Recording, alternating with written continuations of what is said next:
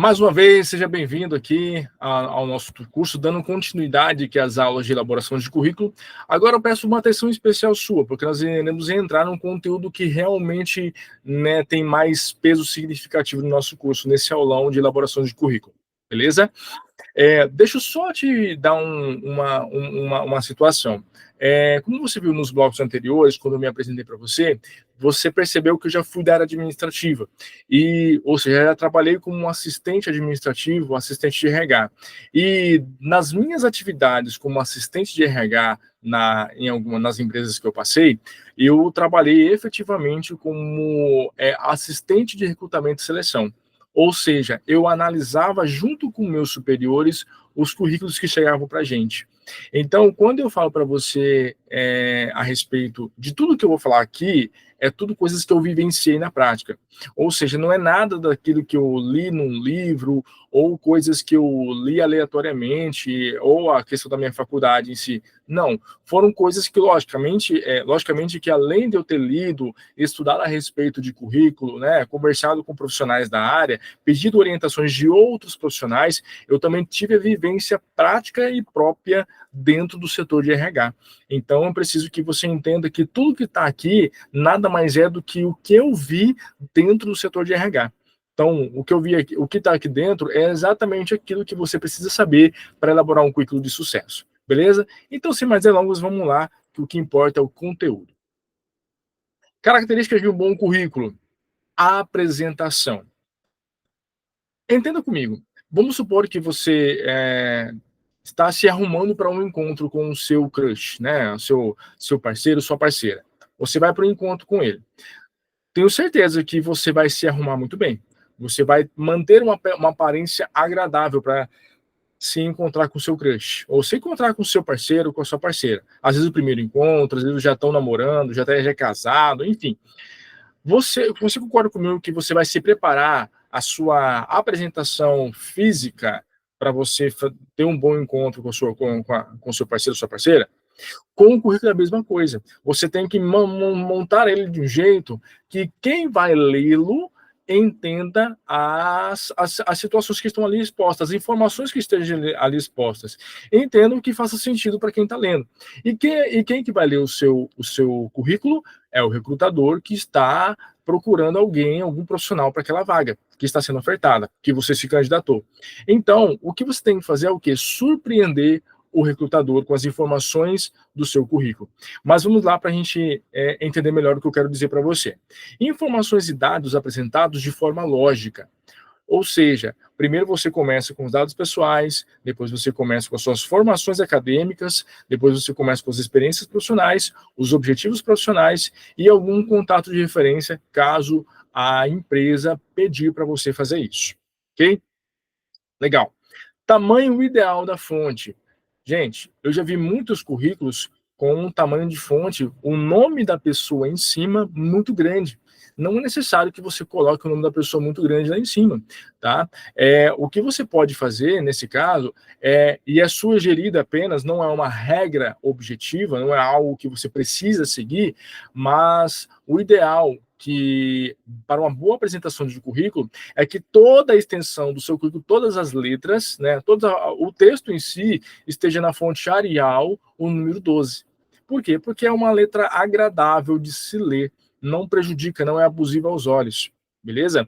Então, toda vez que você formatar o seu currículo, você precisa, é recomendável que você utilize a fonte Arial, tá? O estilo, na verdade, de fonte, o estilo de fonte Arial e o número da fonte, número 12, que é o mais recomendável para a elaboração de um currículo. Seguindo aqui, cuidado com os erros de digitação ou de português. Pessoal, erros de digitação é banal, ok? Às vezes, os recrutadores olham um ou outro erro assim que é aleatório, tudo bem, pode ser que passe despercebido ou que ele ignore, mas muitos erros de português já não dá, entendeu? Por exemplo, eu quando vou lecionar a parte de curso de informática básica, e eu falo a respeito de Word, eu sempre falo para os meus alunos e entro um pouco nessa parte, não aprofundo, mas entro um pouco nessa parte de elaboração de currículo, e falo para eles que o próprio aplicativo Word, ele oferece para o seu usuário uma ferramenta chamada corretor ortográfico. Ou seja, você seleciona todo o texto ali e aciona essa ferramenta e o próprio aplicativo vai verificar ali se tem algum erro de digitação ou erro de português. E aí ele vai te direcionar, olha, esse aqui está errado, esse aqui pode ser assim, esse aqui pode ser assim, entendeu? Então é importante que você venha ter um currículo apresentável na questão da digitação. Um ou outro erro é normal, pode, quer dizer, normal não é, mas pode acontecer. E a depender da forma como a palavra foi digitada errada, pode ser que ali o recrutador não venha tomar isso, considerar aquele erro como um erro grosseiro. Porém, erro de português é importante, tá? É importante evitar o erro de português. Pensa comigo, você foi contratado para um trabalho onde você vai precisar fazer comunicações, ou seja, digitar textos, escrever um e-mail de comunicação, enfim, você vai precisar se expressar oralmente ou, né, de forma escrita. E se você não conhece as palavras que você está tentando digitar, que você está tentando fazer, ou se você erra no português, um ou outro erro de português, talvez, pode ser que não, né, não dê problema. Mas a depender do erro de português ali, pode dizer que você não entende muito bem de comunicação. E isso não é muito bom. E se você está se candidatando para essa vaga, né? Uma vaga que precisa de comunicação, digitação de texto, elaboração de texto, por exemplo, ou, sei lá, uma comunicação interpessoal, comunicação com outras pessoas. Então, o erro de português, ele conta muito em relação a própria questão da digitação ali do seu currículo. Outra situação que você pode entender é no contexto de concurso público. Às vezes, na prova de português, você pode até acertar de forma chutada, né, as questões, mas eu tenho certeza que se você não conhecer, além de conhecer o tema e conhecer o português, você não vai conseguir desenvolver uma boa redação, entendeu? Então, nesse caso, é importante que você possa ter cuidado com erros de digitação e também a questão do português. Muitas pessoas pecam muito na questão do português. Às vezes, o que mais pesa não é nem o erro de digitação, porque a gente sabe que erro de digitação pode acontecer normalmente. Não seria o certo, mas pode vir a acontecer. Porém, erro de português, em muitos casos, são inaceitáveis. Ou seja, às vezes o candidato até tem um currículo legal, um currículo muito bom, mas por falta, só um pouquinho, mas por falta de ter um currículo em boa apresentação do português, erros de português ali, às vezes ele pode ser desclassificado. Muitas vezes o cara é muito bom para a área, mas infelizmente pelo erro de português ele pode ser desclassificado, ok? Vamos seguindo aqui com a nossa análise. Tem que chamar a atenção do recrutador nos primeiros 30 segundos.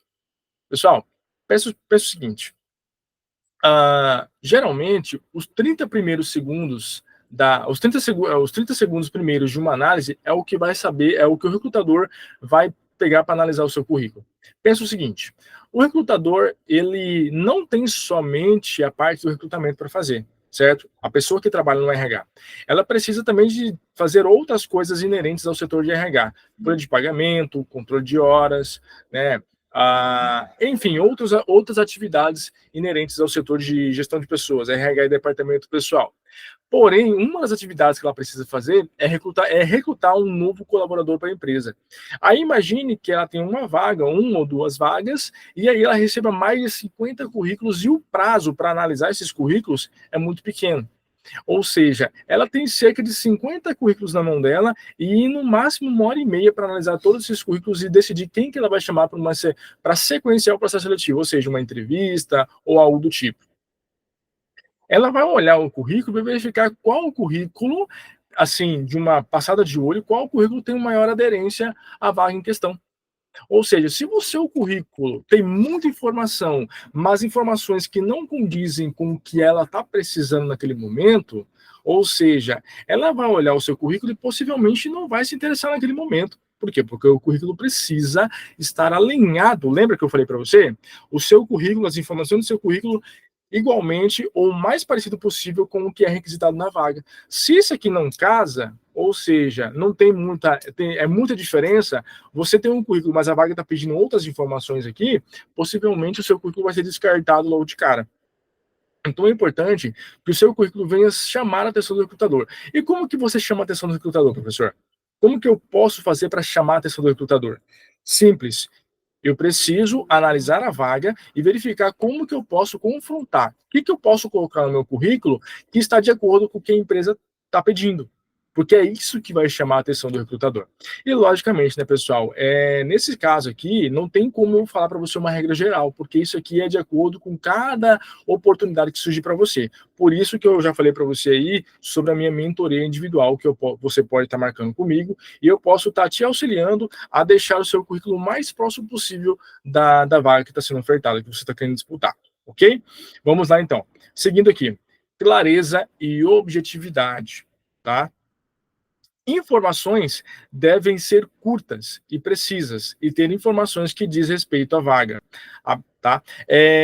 Nesse caso aqui, já teve muita, durante a minha trajetória como assistente de recrutamento e seleção, eu via muitos currículos que tinham muita informação. Perdão. Mas às vezes muita informação que não diz respeito à vaga que está sendo ofertada, pelo qual o candidato fez a sua inscrição. E é tanta informação que a pessoa coloca ali, tanta informação que às vezes é só para o famoso encher linguiça, que às vezes o recrutador fala, cara, eu não tenho tempo para olhar tudo isso aqui. Vou dispensar esse currículo e vou pegar o próximo para ler. Entendeu? Então você precisa, exatamente, você precisa colocar no seu currículo tudo aquilo que a empresa está buscando no profissional. Não adianta a empresa pedir A, B e C e você colocar A, B, C, D, E, F, G, H, o alfabeto inteiro. Você precisa ser rápido e objetivo no seu currículo, porque lembra que o recrutador ele tem pouco tempo para analisar o seu currículo. Então, quanto mais objetivo, quanto mais rápido, quanto mais claro e objetivo o seu currículo for, melhor. Porque o recrutador quer ver exatamente qual o currículo desses 50 currículos que eu falei para você, o recrutador quer saber qual desses 50 currículos tem as informações que está se pedindo no post da vaga em questão. Beleza?